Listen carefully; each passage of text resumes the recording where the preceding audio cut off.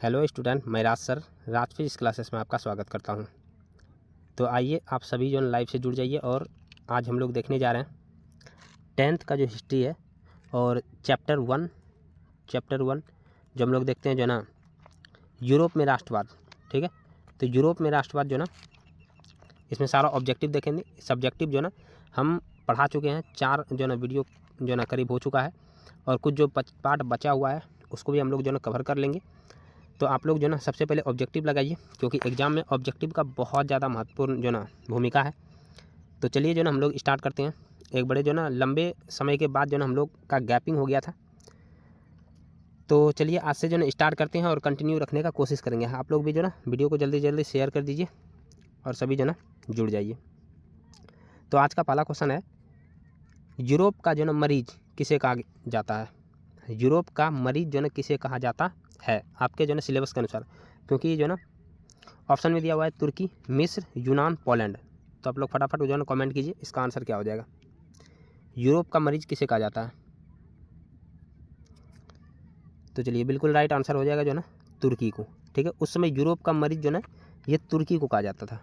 ठीक है, तो आप लोगों को जो बता दिए थे तुर्की जो ना, जो कि एशिया और यूरोप ये दोनों भाग में जो ना इसका जो देश है, ये एशिया में भी कुछ भाग आता है और कुछ भाग इसका यूरोप में है। ठीक है, मैक्सिमम भाग जो है ना एशिया में है और कुछ भाग इसका जो है यूरोप में है। यूरोप में जो हिस्सा है उसको थरेस कहते हैं, तो ये आपको याद रखना है। और तुर्की का यदि हम नया नाम देखें तो आज ही आप लोगों को जो ना क्लास में भी बताए थे कि तुर्की का नया नाम क्या है। तुर्की का नाम है तुर्कीये। ठीक है, तुर्कीये, तो ये याद रखना है। तुर्की का नया नाम क्या है? तुर्कीये है। ठीक है, और इसका राजधानी भी याद रखना है। तुर्की का राजधानी कहाँ है? इस्तांबुल। ठीक है, मिस्र के बारे में बताए थे, तो ये याद रखना, मिस्र में ही जो ना मिस्र में नील नदी जो ना प्रवाहित होती है, ये भी आपको याद रखना। यूनान, यदि हम यूनान देखते हैं तो यहाँ पर जो ना यूनान को जो ना यूरोप में जो ना इसको यदि हम देखें तो ये प्रेरणा का स्रोत है, क्योंकि यूनान से जो ना बहुत ज़्यादा जो ना दार्शनिक जो ना उत्पन्न लिए थे और उसी से जो ना पूरा यूरोप जो ना यदि हम देखें तो ज्ञान विज्ञान जो ना संस्कृति के क्षेत्र में जो ना काफ़ी जो ना कुछ सीखे थे। ठीक है, और पोलैंड भी आप लोगों को बताए थे कि पोलैंड पर जो ना कब्जा करके कौन बैठा था? तो रूस बैठा था। तो इतना आप लोगों को याद रखना। तो चलिए नेक्स्ट क्वेश्चन पे हम लोग चलते हैं। तो इसका आंसर भी देखिए ए नंबर दिया हुआ है। तो दूसरा क्वेश्चन है, जर्मन राइन राज्य का निर्माण जो है किसने किया था? और ये आप लोगों को पढ़ाए हुए हैं, तो जल्द से जल्द आप लोग कमेंट कीजिए कि जर्मन राइन राज्य का निर्माण किसने किया था। ऑप्शन है लुई 18वां, नेपोलियन बोनापार्ट, नेपोलियन तृतीय या बिस्मार्क। तो जल्द से जल्द बताइएगा। और ये जो है ना क्लास में हम पूरा जो डिटेल से पढ़ा चुके हैं कि जर्मन राइन राज्य का निर्माण किसने किया था। तो जल्द से जल्द आप लोग कमेंट कीजिए और जितने भी जुड़े हुए हैं थोड़ा शेयर भी कर दीजिए। तो जल्द से जल्द आंसर कीजिए, क्या हो जाएगा इसका आंसर? तो बिल्कुल राइट, जो भी आंसर कर रहे हैं नेपोलियन बोनापार्ट इसका जो ना आंसर हो जाएगा। तो जर्मन राइन संघ में देखेंगे हम लोग, देखें क्या यूरोप में जितना भी जो ना यदि राष्ट्रवाद का जो ना मतलब कि प्रसार किया तो नेपोलियन बोनापार्ट की नीति के कारण हुआ। ठीक है, नेपोलियन बोनापार्ट क्या था जो ना जो जर्मनी वाला क्षेत्र था, ठीक है ना, उस समय लगभग कि जो ना बहुत सारे जो ना भागों में टूटा हुआ था। लगभग 300 से ज़्यादा जो ना छोटा बड़ा राज्य जो ना 300 प्लस राज्य था जर्मनी में। और नेपोलियन बोनापार्ट जो ना बहुत सारे को जीत के एक साथ उसको मिला के क्या बना दिया? जर्मन राइन संघ बना दिया। ठीक है, तो यहाँ से जो ना नेपोलियन ही जो ना यदि हम देखें तो नेपोलियन ही जर्मनी के एकीकरण के लिए जो ना मार्ग प्रशस्त करता है। ठीक है, तो चलिए जो है नेक्स्ट क्वेश्चन पे हम लोग चलते हैं। तो नेक्स्ट क्वेश्चन जो है ना देखिए इसका आंसर है नेपोलियन बोनापार्ट। तो चलिए नेक्स्ट क्वेश्चन है जो ना कि राष्ट्रवाद की अवधारणा का जन्म किस घटना के कारण माना जाता है? देखिए अभी हम चर्चा किए और शायद आप लोग जो ना इसका हिंट समझ चुके होंगे। राष्ट्रवाद की अवधारणा का जन्म किस घटना के कारण माना जाता है? ऑप्शन है धर्म सुधार आंदोलन, दूसरा है पुनर्जागरण, तीसरा है फ्रांस की क्रांति और चौथा है गौरवपूर्ण क्रांति। तो जल्द से जल्द आप लोग कमेंट कीजिए क्या इसका आंसर हो जाएगा। राष्ट्रवाद जो ना कहाँ से जन्म लिया? और आपको जब हम जो ना पढ़ाए थे जो ना पार्ट 1 में देखिएगा, प्लेलिस्ट बना हुआ है हिस्ट्री का, पार्ट 1 में देखिएगा, तो हम चिल्ला चिल्ला के बोले थे, क्या बोले थे? फ्रांस की क्रांति। फ्रांस की क्रांति यदि हम देखें तो यहीं पर से राष्ट्रवाद की भावना का जो ना प्रसार हो जाता है। और इसमें यदि हम मुख्य रूप से देखें तो फ्रांस की क्रांति के बाद जो नेपोलियन बोनापार्ट यहाँ का जो ना शासक बना, तो ये पूरा जो ना क्षेत्र जितना भी था जो ना पुरातन व्यवस्था उसको ख़त्म करके लोगों को कुछ अधिकार दिया, जिसके कारण जो ना लोग जो ना अपने अधिकार को जाना पहचाना। इसको देख के जो ना जो अदर जो देश है उस देश में भी राष्ट्रवाद का भावना जो है ना प्रबल होने लगा। ठीक है, तो चलिए एक क्वेश्चन आप लोगों को दे रहे हैं कि गौरवपूर्ण क्रांति कहाँ हुआ था। ये जस्ट आप लोगों को आंसर देना है, ये बता दें 1688 ईस्वी में हुआ था। ठीक है, गौरवपूर्ण क्रांति ये कहाँ घटना हुआ था, गौरवपूर्ण क्रांति। तो चलिए जो है ना नेक्स्ट जो है ना क्वेश्चन पे चलते हैं हम लोग। तो नेक्स्ट इसमें क्या हो जाएगा, तो क्वेश्चन आप लोगों को दिख रहा है, स्लाइड थोड़ा सा जो ना दिक्कत हो रहा है इसमें, तो आप लोगों को भी समझ में आ रहा होगा। ठीक है, तो चलिए फाइनली जो ना क्वेश्चन आ चुका है। क्वेश्चन है नेपोलियन संहिता जो ना किस वर्ष लागू किया गया था। नेपोलियन संहिता जो ना, नेपोलियन संहिता क्या, पहले तो ये समझ लीजिए नेपोलियन संहिता। तो यहाँ बोल रहा है जब नेपोलियन यहाँ जो ना फ्रांस में शासक बना तो नेपोलियन अपने जो ना अनुसार कुछ नियम कानून बनाया, कुछ लोगों को छूट दिया, कुछ मजदूरों को छूट दिया। ठीक है, तो नेपोलियन जो ना जिस अपने नियम कानून के अनुसार जो ना शासन कर रहा था उसको नेपोलियन संहिता कहा जाता है। तो ये किस वर्ष लागू किया था, ऑप्शन है 1804, 1791, 1799 और 1805। तो फटाफट आप लोग जो कमेंट कीजिए, और आपको कमेंट के लिए हम टाइम भी दे रहे हैं। आप लोग ये बताइएगा कि जो ना लास्ट में कमेंट बॉक्स में जाके कमेंट करके कि आप लोगों का जो ना कितना सही हो पाया। ठीक है, और उम्मीद करते हैं कि आप लोगों को सारा क्वेश्चन बहुत ही अच्छा लगेगा और एग्जाम के दृष्टि से बहुत वीवीआई है। ठीक है, तो नेपोलियन संहिता जो किस बार लागू हुआ था, तो बिल्कुल राइट आंसर हो जाएगा 1804 में। ठीक है, और हम एक क्वेश्चन आप लोगों को दिए थे गौरवपूर्ण क्रांति। ठीक है, गौरवपूर्ण क्रांति यदि हम बात करें गौरवपूर्ण क्रांति तो ये हुआ था इंग्लैंड में। पूछे तो कहाँ हुआ था, तो इंग्लैंड याद रखना है। ठीक है, तो इंग्लैंड में जो है गौरवपूर्ण क्रांति हुआ था और ये कब हुआ था, 1688 में। तो बहुत इंपॉर्टेंट है, इसको याद रखना है। ठीक है, 1688 कहाँ हुआ था, तो इंग्लैंड में हुआ था। ठीक है, तो चलते हैं नेक्स्ट क्वेश्चन पे। तो नेक्स्ट क्वेश्चन यदि हम देखें तो आप लोगों को क्वेश्चन दिख गया होगा और क्वेश्चन के अनुसार आप लोग जो कमेंट भी कर सकते हैं, है कि नहीं, कि गैरीबाल्डी पेशे से क्या था। ऑप्शन देखिए, सिपाही, किसान, जमींदार या नाविक। तो जल्द से जल्द आप लोगों को जो ना आंसर देना है, और ये बहुत ही आसान क्वेश्चन है, शायद आप लोग जो ना आंसर दे भी रहे हैं। गैरीबाल्डी जो ना पेशे से क्या था, तो बिल्कुल राइट आंसर, ये सबसे हल्का क्वेश्चन है ना, ये नाविक था। गैरीबाल्डी पेशे से क्या था, नाविक था। तो थोड़ा सा एक्सप्लेन इसके बारे में कर रहे हैं, तो एक्सप्लेन भी याद रखते चलना है। ठीक है ना, क्वेश्चन पूछेगा गैरीबाल्डी जो ना कौन था, तो पेशे से नाविक था। और इटली के एकीकरण में ये क्या भूमिका निभाया था, तो याद रखना गैरीबाल्डी जो ना इटली का एकीकरण किया था। जैसे यदि हम ये देखें इस तरह का इटली है, ठीक है, तो इटली का ये दक्षिणी हिस्सा था, तो दक्षिणी हिस्सा का एकीकरण किया था। तो ये याद रखना गैरीबाल्डी पेशे से नाविक था और ये दक्षिणी इटली का एकीकरण किया था। और जब विक्टर इमैनुअल इसको बोला कि आप जो ना दक्षिणी इटली का शासक बन जाइए, तो गैरीबाल्डी क्या बोले थे, नहीं, हमें जो ना किसी तरह का जो ना शासक नहीं बनना है, हम अपना जो ना मातृभूमि के लिए यदि हम कुछ काम किए तो हम अपना जीवन यापन जो ना जैसे कर रहे थे पहले वैसे ही करेंगे। मतलब ये देशभक्ति इसको कहा जाता है ना, कि एक भी थोड़ा सा भी इसको लालच नहीं था। अभी का नेता यदि हम देखें तो थोड़ा सा कुछ काम कर लिया तो सोचेगा राजनीति में हम ही आ जाएं, है कि नहीं। तो इसलिए जो ना ये गैरीबाल्डी से जो ना लाला लाजपत राय ये इसका जीवनी लिखे थे, ये भी बताए थे आप लोगों को क्लास में। ठीक है, तो याद रखना गैरीबाल्डी पेशे से नाविक थे और इन्होंने जो ना दक्षिणी इटली का एकीकरण किया, बहुत इंपॉर्टेंट है। ठीक है, तो चलिए नेक्स्ट क्वेश्चन पे चलते हैं। नेक्स्ट क्वेश्चन नंबर जो ना 5 है। तो आप लोग आज कमेंट करके बताइएगा कि क्लास कैसा लगा। यदि आप लोगों को अच्छा लगा तो कंटिन्यू लेंगे और नहीं लगा तो फिर क्लास बंद।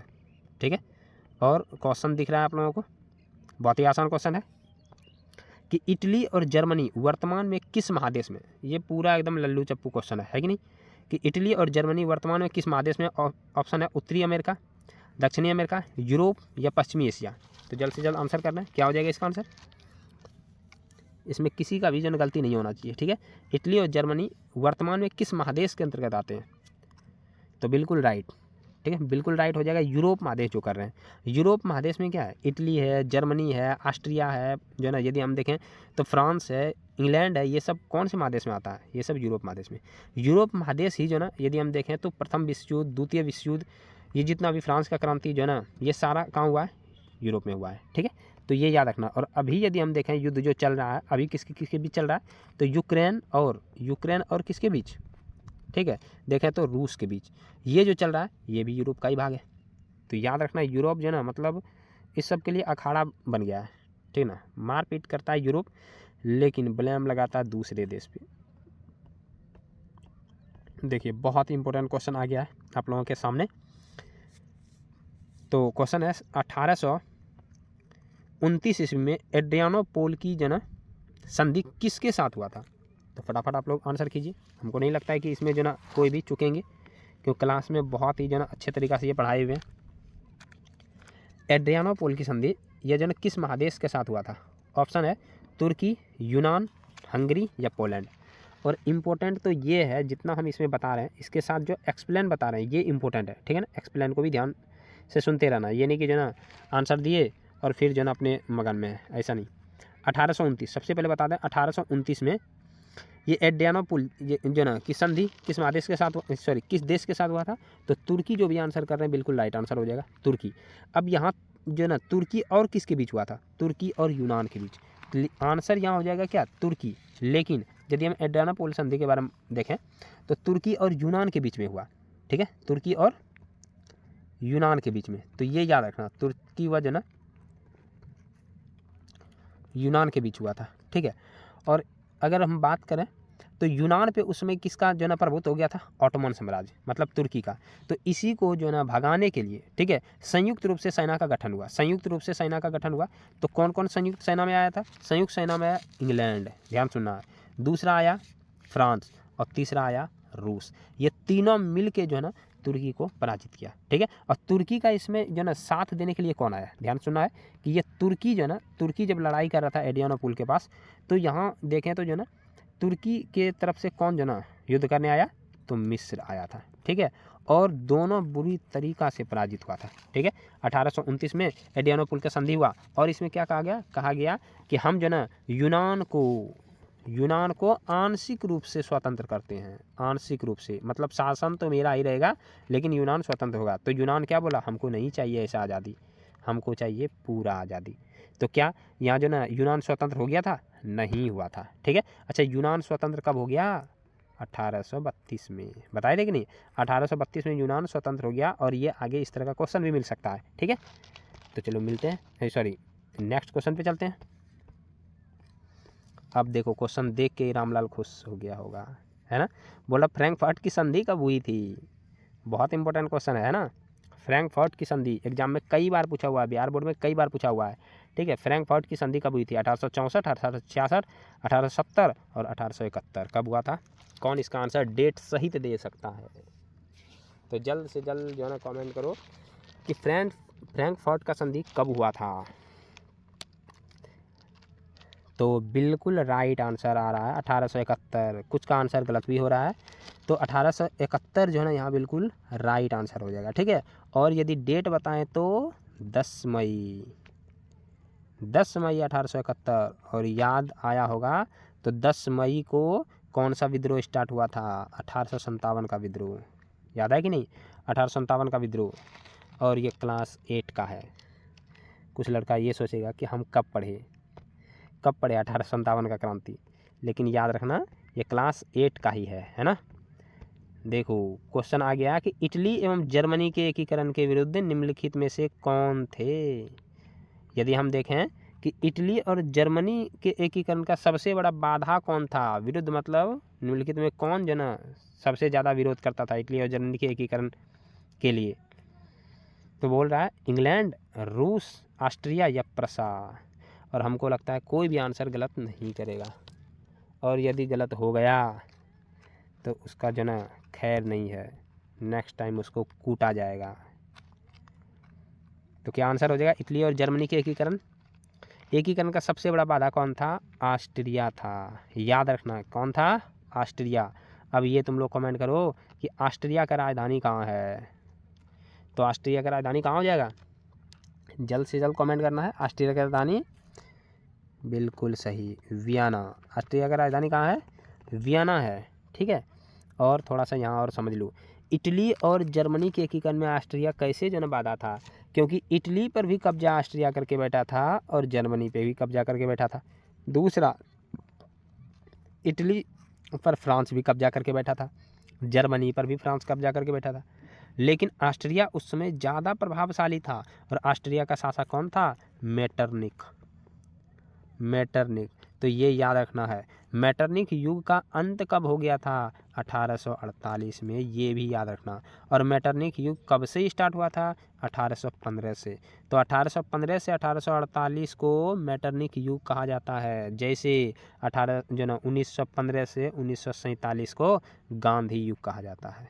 ठीक है, तो उसी तरह 1815 से 1848 को मैटरनिक युग कहा जाता है। तो ये याद रखना, ठीक है, बहुत इंपॉर्टेंट है।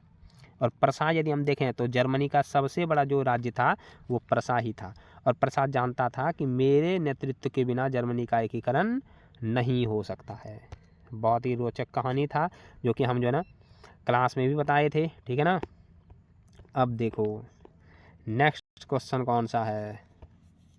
नेक्स्ट है, अरे हाँ रुक जा। नेक्स्ट है, काउंट काबूर को विक्टर इमैनुअल ने कौन से पद पे नियुक्ति दिलाया था? काउंट काबूर को विक्टर इमैनुअल ने क्या बनाया था? पिज्जा? नहीं। ऑप्शन है सेनापति, फ्रांस में राजदूत, प्रधानमंत्री या गृह मंत्री। तो उम्मीद करते हैं इसका आंसर कोई भी गलत नहीं करेगा। और यदि गलत हो गया तो फिर सोचा जाएगा। काउंट काबूर को विक्टर इमैनुअल ने कौन सा पद दिया? बिल्कुल राइट, इसमें तो किसी का भी गलत नहीं है। प्रधानमंत्री। कौन सा? प्रधानमंत्री बनाया था। तो काउंट काबूर को विक्टर इमैनुअल ने क्या बना दिया? प्रधानमंत्री बना दिया। और काउंट काबूर किसका एकीकरण कर रहा था? ये भी याद रखना, इटली का। किसका? इटली का। और काउंट काबूर जो है ना काफ़ी सफल कूटनीतिज्ञ थे। और तुम लोगों को बताए थे काउंट काबूर ने कैसे जो है ना फ्रांस का साथ दिया था। फ्रांस को साथ दिया था कौन से युद्ध में? तो याद रखना, क्रीमिया के युद्ध में। अपने मन से क्रीमिया के युद्ध में जो है ना काउंट काबूर क्या हो गया? जैसे ध्यान से सुनना इसका काउंट काबूर के बारे में थोड़ा सा। जैसे मान लो कि ये है जो है ना इटली, ध्यान से सुनना, इटली ये है और यहाँ पे है फ्रांस, क्लियर है, और यहाँ है ऑस्ट्रिया। ये ऑस्ट्रिया पर जो ना जो कब्जा इटली का ये वाला हिस्सा का कब्जा करके बैठा हुआ है। ठीक है, फ्रांस भी थोड़ा सा कब्जा करके बैठा है, लेकिन जानता था फ्रांस का साथ यदि लेंगे तो ऑस्ट्रिया को भगा देंगे। तो फ्रांस का साथ लेगा कैसे? तो फ्रांस क्या हुआ, 1853-54 में क्रीमिया के युद्ध में फंस गया। यहाँ से इटली जो ना काउंट काबूर जो ना अपने मन से, फ्रांस बुलाया भी नहीं था, अपने मन से यहाँ साथ देने चला गया कि फ्रांस भाई टेंशन मत लीजिए, आप युद्ध में अकेले नहीं हैं, हम भी हैं। फ्रांस हो गया आश्चर्य, ठीक है, कि हम तो इसको बुलाए भी नहीं थे, बिन बुलाए मेहमान कैसे आ गया मेरे साथ। लेकिन फ्रांस सोचा कि मुसीबत में जो साथ दे वही तो सबसे बड़ा मित्र होता है, इसीलिए यहाँ पर जो ना इसके दोस्ती को स्वीकार कर लिया। ठीक है, और ये बहुत बड़ा चाल था किसका? विक्टर इमैनुअल, ये काउंट काबूर का। तो यहाँ जो ना इस तरह करके जो ना काउंट काबूर ने जो यूरोप का समस्या पूरे जो ना इटली का समस्या पूरे यूरोप का समस्या बना दिया था, और ऑस्ट्रिया को इस तरह पराजित किया और बाद में फ्रांस को भी पराजित किया। इस तरह जो ना इटली का एकीकरण हो गया था। तो याद रखना, काउंट काबूर के समय में इटली का कौन सा भाग एकीकरण हुआ? तो इटली का उत्तरी हिस्सा और मध्य हिस्सा, जो दक्षिणी हिस्सा था ये बाकी रह गया। तब तक काउंट काबूर का मृत्यु हो गया था। और दक्षिणी इटली का एकीकरण कौन कर दिया? गैरिबाल्डी। तो तुम लोगों को ये तो हम पूरा समझा ही चुके हैं। ठीक है, तो चलो यहाँ तक में क्या किसी को दिक्कत है? क्या सबको समझ में आ रहा है ना? तो ये याद। तो नेक्स्ट क्वेश्चन है, फ्रांस में किस जो है शासन वंश की पुनर्स्थापना वियना सम्मेलन के बाद हुआ? तो इसका आंसर बिल्कुल राइट हो जाएगा, बुर्बो राजवंश, क्योंकि इसमें चीटिंग हो गया। इसमें जो है तुम लोग आंसर देख लिए हो। तो चलो नेक्स्ट क्वेश्चन पे चलते हैं। नेक्स्ट क्वेश्चन बहुत ही इम्पोर्टेंट क्वेश्चन है। ठीक है, नेक्स्ट आजा और नेक्स्ट देखो, क्वेश्चन कट गया है लेकिन इसका जो ना क्वेश्चन हम पूरा पढ़ेंगे। यूरोप वासियों के लिए किस देश का साहित्य व ज्ञान प्रेरणादायक था? यूरोप वासियों के लिए किस देश का जो ना साहित्य एवं ज्ञान विज्ञान का जो ज्ञान था वो काफ़ी जो ना प्रेरणादायक था? तो ऑप्शन है जर्मनी, यूनान, तुर्की, इंग्लैंड। क्या इसका आंसर हो जाएगा? क्वेश्चन के एक्सप्लेन पे काफ़ी ध्यान देना, क्लियर है कि नहीं? तो यूरोप वासियों के लिए किस देश का साहित्य एवं ज्ञान जन विज्ञान काफ़ी प्रेरणादायक था? तो जल्द से जल्द बताओ क्या इसका आंसर हो जाएगा? यूनान बिल्कुल आंसर होगा। नेक्स्ट जो भी कर रहा है वो गलत हो जाएगा, आंसर जो यूनान करेगा वही सही है ना।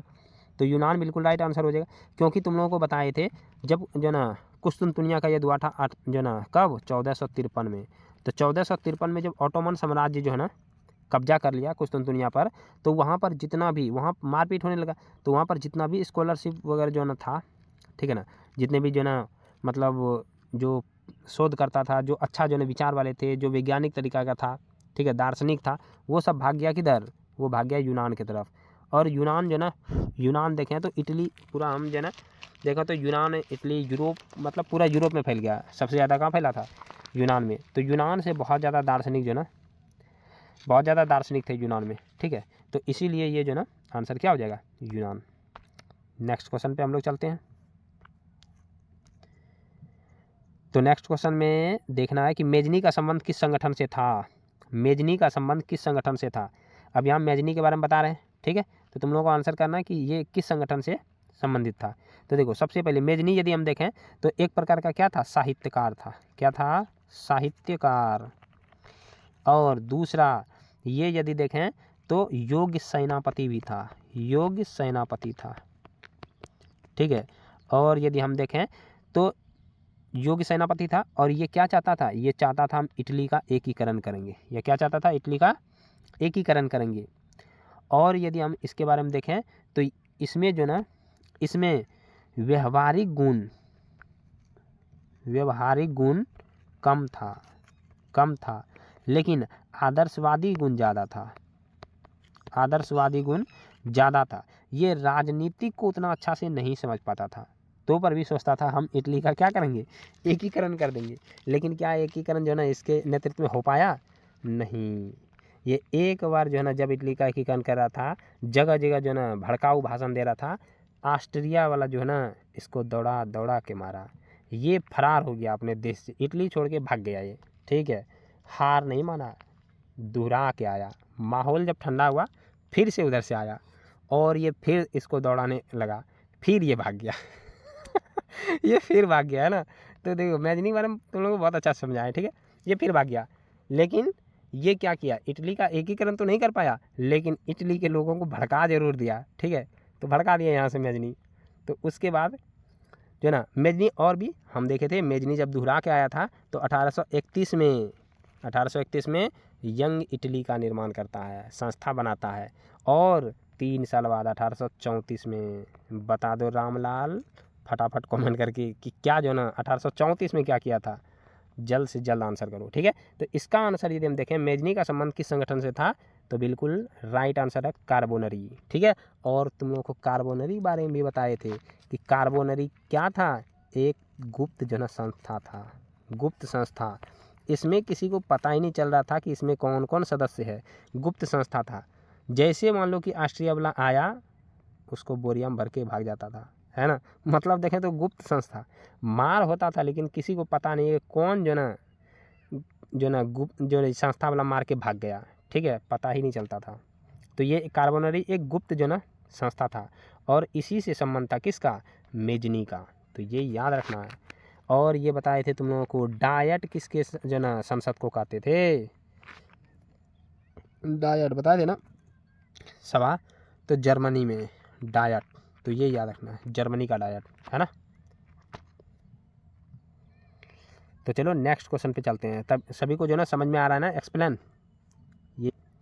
तो नेक्स्ट क्वेश्चन क्या है कि जर्मन राइन जो ना राज्य का निर्माण किसने किया था। और ये रिपीटेड क्वेश्चन है, बोलो क्या अभी बताए थे कि नहीं, जर्मन राइन संघ का निर्माण किसने किया था, नेपोलियन बोनापार्ट, नेपोलियन बोनापार्ट। तो इसमें किसी का जो ना गलती नहीं होना चाहिए, ये रिपीटेड क्वेश्चन है, ठीक है। तो चलते हैं नेक्स्ट क्वेश्चन पे। तो नेक्स्ट क्वेश्चन क्या है, जालवेरिन जो ना एक संस्था थी, कैसी संस्था थी बताओ। क्या तुम लोगों को मज़ा आ रहा है कि नहीं आज के क्वेश्चन में। हम बताए थे कि तुम लोगों को क्वेश्चन जो ना आंसर करने में बहुत मज़ा आएगा, तो कमेंट करके बताओ क्या मज़ा आ रहा है। जालवेरिन जो है नामक एक संस्था थी, किसका, क्रांतिकारी का, व्यापारी का, विद्वान का, या पादरी एवं सामंतों का। तो क्या हो जाएगा इसका आंसर, किसी का भी गलती नहीं होना चाहिए। तो क्या हो जाएगा इसका आंसर, बिल्कुल राइट आंसर व्यापारियों का, बताए थे। और ये जालबेरिन संस्था कहाँ की संस्था थी, तो याद रखना ये जर्मनी की। जर्मनी में जो ना जो व्यापारी था वो सभी एक हो गए और आर्थिक असमानता जो था जर्मनी में उसको ख़त्म करने का प्रयास किया, और ये राष्ट्रवादी भावना को भी जालबेरिन संस्था जो ना प्रबल किया। तो शायद तुम लोगों को समझ में आ गया होगा। तो चलते हैं नेक्स्ट क्वेश्चन पे। और नेक्स्ट क्वेश्चन क्या है, रक्त और लौह का नीति का अवलंबन किसने किया था।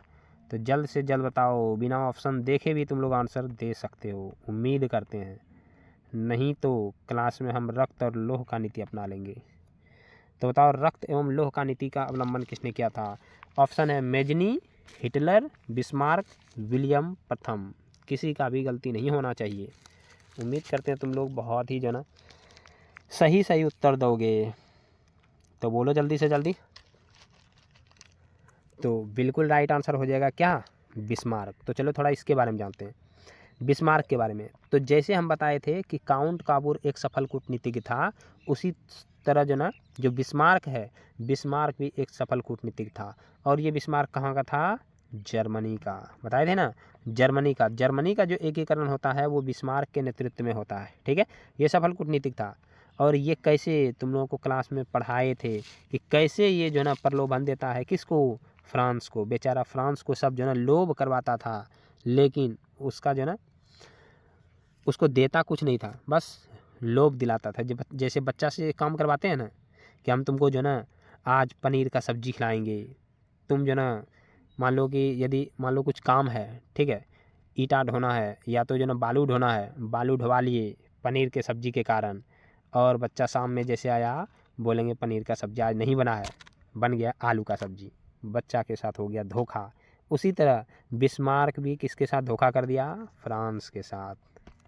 फ्रांस को वैसे जो ना पनीर के सब्जी का जो ना मतलब क्या था, प्रलोभन देता था, और खिलाता क्या था, आलू। किसी किसी दिन तो आलू में भी झगड़ा कर रहा था किसी किसी दिन आलू में भी झगड़ा करता था। क्या तुम लोगों को समझ में आ रहा है ना। तो चलो नेक्स्ट जो है ना हम लोग देखते हैं, और इसका डिटेल जो ना हम पढ़ा चुके हैं, और कुछ जो ना जो वीडियो बाकी है मतलब थ्योरी का, तो वो जल्दी ला देंगे। तुम लोग जो ना पार्ट 1, पार्ट 2, पार्ट 3, पार्ट 4 जो ना पूरा अच्छा से देखो, तभी समझ में आएगा तुमको, ठीक है। तो चलते हैं नेक्स्ट क्वेश्चन पे। और हिटलर के बारे में तो क्या ही बोलें। यदि तुम ऐसा कोई गांव में काम करेगा या तो कुछ भी तुम हाइलाइटर होने के लिए काम करेगा, कोई आदमी बोलेगा ज़्यादा हिटलर मत बनो। तो हिटलर के बारे में तो तुम लोगों को पता ही है, ठीक है ना। हिटलर वही है जो द्वितीय विश्व युद्ध जो ना को जन्म दिया, क्लियर है। तो ये याद रखना हिटलर। और ये कहाँ का था, जर्मनी का। इसमें देशभक्ति का भावना कूट कूट के भरा हुआ था, भयंकर टाइप का। तो चलो नेक्स्ट क्वेश्चन पे हम लोग चलते हैं, है ना।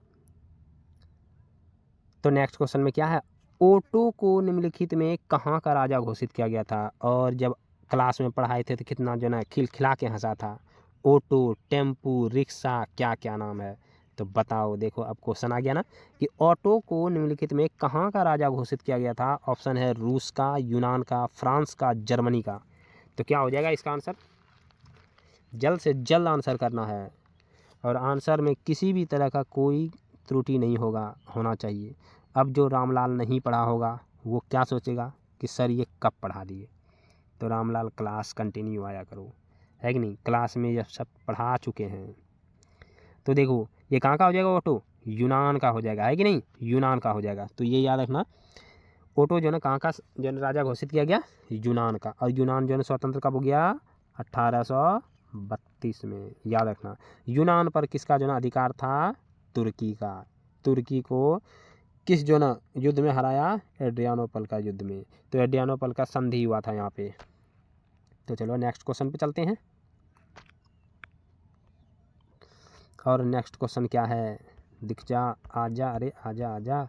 देखो यही क्वेश्चन मिल गया जो अभी हम आउट कर दिए हैं आंसर। बोला यूनान को स्वतंत्र जो है ना राष्ट्र घोषित किया गया कब। यूनान को स्वतंत्र राष्ट्र कब घोषित किया गया। अब ऐसा कोई रामलाल है जो इसमें भी गलत करेगा, जो हम 3 बार बता दिए कि यूनान कब आज़ाद हो गया, कब स्वतंत्र घोषित किया गया, 1830, 1832, 1836, 1842। ये किसी का भी गलती नहीं होना चाहिए। तो क्या इसका आंसर हो जाएगा, बिल्कुल राइट आंसर। कौन सा, 1832 इसका क्या हो जाएगा, बिल्कुल राइट आंसर हो जाएगा। तो चलते हैं नेक्स्ट क्वेश्चन पे।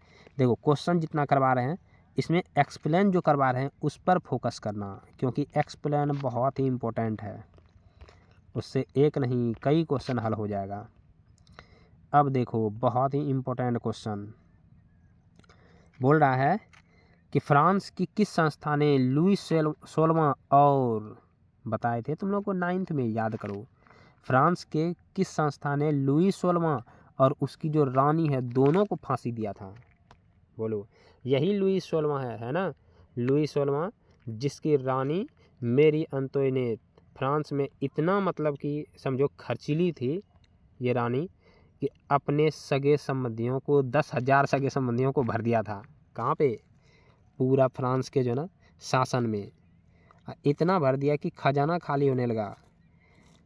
एक पार्टी में ये करोड़ों खर्चा कर देती थी। इसीलिए फ्रांस के जनता ने लुई 16वां को और इसके पत्नी को दोनों को फांसी देता है। तो कौन से संस्था ने इसको जो ना फांसी दिया था, तो क्या हो जाएगा इसका आंसर। उम्मीद करते हैं ये तुम लोग नहीं बताएगा, क्योंकि ये बात 9th में फंस गया है कि नहीं, 10th में तो ये है ही नहीं। तो इसका आंसर हो जाएगा कौन सा, कन्वेंशन ने। तो ये याद रखना, कन्वेंशन नामक जो संस्था था उन्होंने जो ना ऐसा काम किया था कि सब दोनों को फांसी दे दिया था। तो चलो नेक्स्ट क्वेश्चन पे चलें। और ये रहा नेक्स्ट क्वेश्चन। नेक्स्ट क्वेश्चन में 1830 की क्रांति के बाद फ्रांस में किस प्रकार का जो ना शासन व्यवस्था स्टार्ट हुआ। ये शायद तुम लोग आंसर दे देगा, क्योंकि चर्चा तो एकदम पूरा जो ना चिल्ला चिल्ला के हुआ है। 1830 की क्रांति के बाद फ्रांस में किस प्रकार का जो ना शासन व्यवस्था आया। ऑप्शन है संघीय शासन व्यवस्था, संवैधानिक राजतंत्र, निरंकुश राजतंत्र या गणराज। तो ये तुम्हारे यदि देखें तो जो किताब है हिस्ट्री का उसमें भी ये ऑब्जेक्टिव है कि नहीं, बहुत इंपॉर्टेंट है। और ये आंसर गलत नहीं होना चाहिए, ठीक है, बिल्कुल राइट आंसर हो जाएगा संवैधानिक राजतंत्र। कैसा, संवैधानिक राजतंत्र। तो ये याद रखना है, ठीक है। 1830 का क्रांति के बाद। और ये बताएं 1830 के क्रांति के बाद फ्रांस में किस वंश का शासन चला, किस वंश का, बोलो याद है क्या। फ्रांस में किस राजवंश की समाप्ति हो गई 1830 के क्रांति के बाद। तो याद होना चाहिए तुम लोगों को कि बुर्बो राजवंश खत्म हो गया था। और कौन सा राजवंश आया बुर्बो के स्थान पे, आर्लेयंस वंश। तो ये याद रखना, कौन सा वंश, आर्लेयंस वंश। तो ये याद रखना, बहुत इंपॉर्टेंट है ना, बहुत बार पूछा गया है सवाल।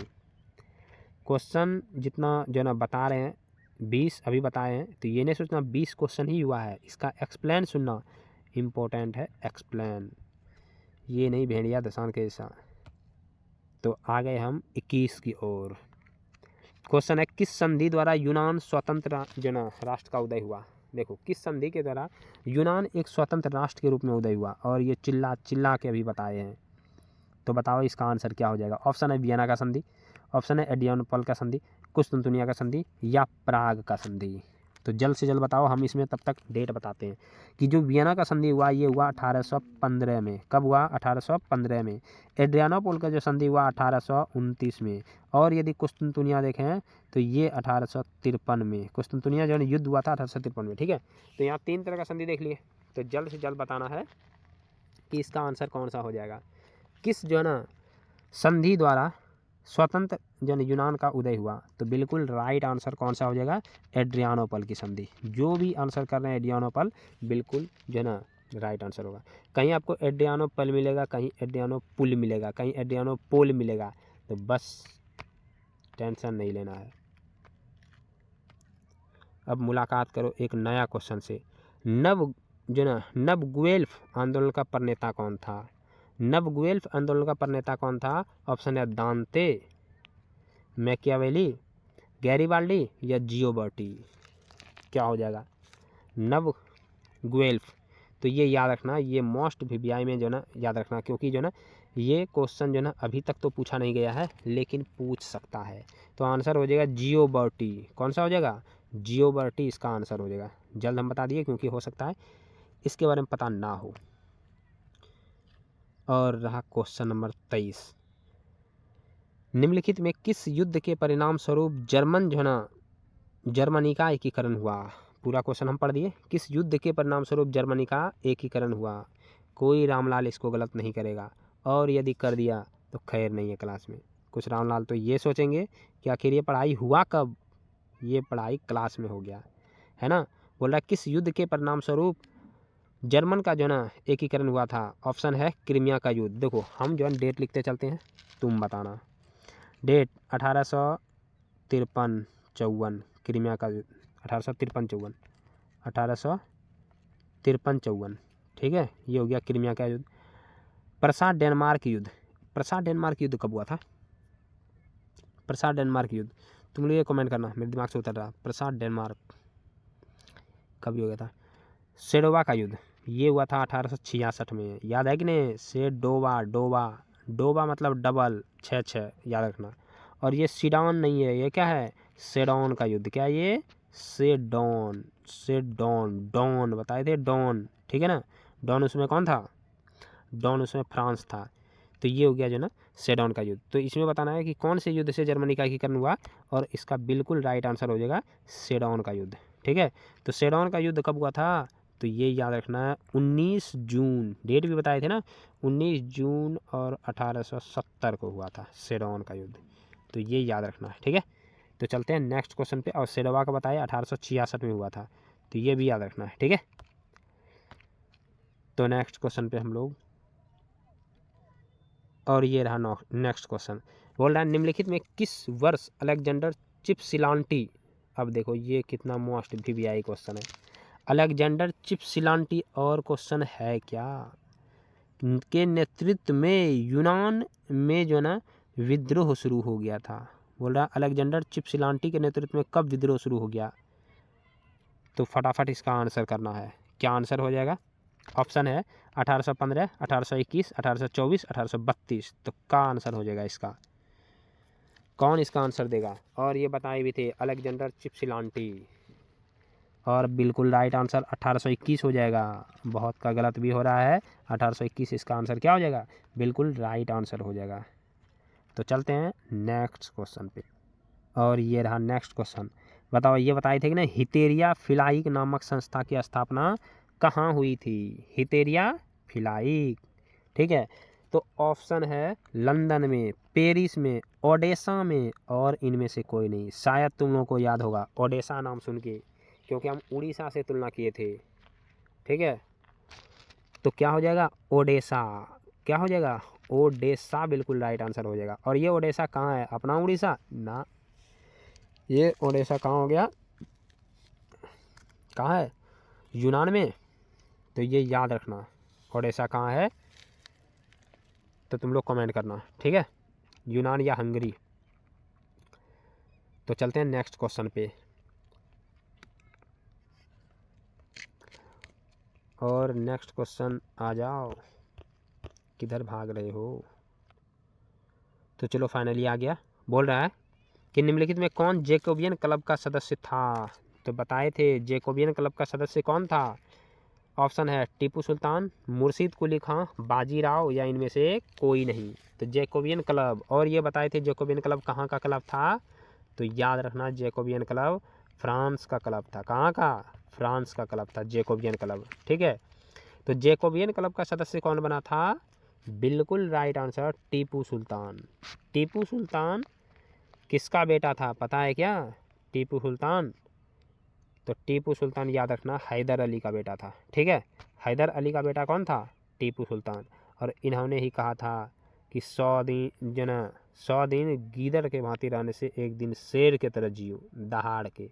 और ये अंग्रेज़ों के साथ 4 बार युद्ध होता है इसका। ऐसे यदि देखें, एक बार तो, दूसरा बार तो इसका पप्पा ही लड़े थे, 2 बार ये जो ना फाइनली अकेले लड़ा था, एक बार तो पप्पा के साथ, ठीक है। तो ये जो ना, तो जो लास्ट युद्ध हुआ था 1799 में, 1799। तो ये कौन सा युद्ध था? ये युद्ध था श्रीपट्टनम का युद्ध, ठीक है, लड़ाई। और इसी में जो ना ये बहादुरी के साथ जो ना मारा गया था। तो ये याद रखना बहुत इंपॉर्टेंट हो जाएगा। तो इसका आंसर क्या हो जाएगा? टीपू सुल्तान। जैकोबियन क्लब के बारे में पूछता है, ये कहाँ का जो ना क्लब था, तो याद रखना कहाँ का था? फ्रांस का था। तो चलते हैं नेक्स्ट क्वेश्चन पे।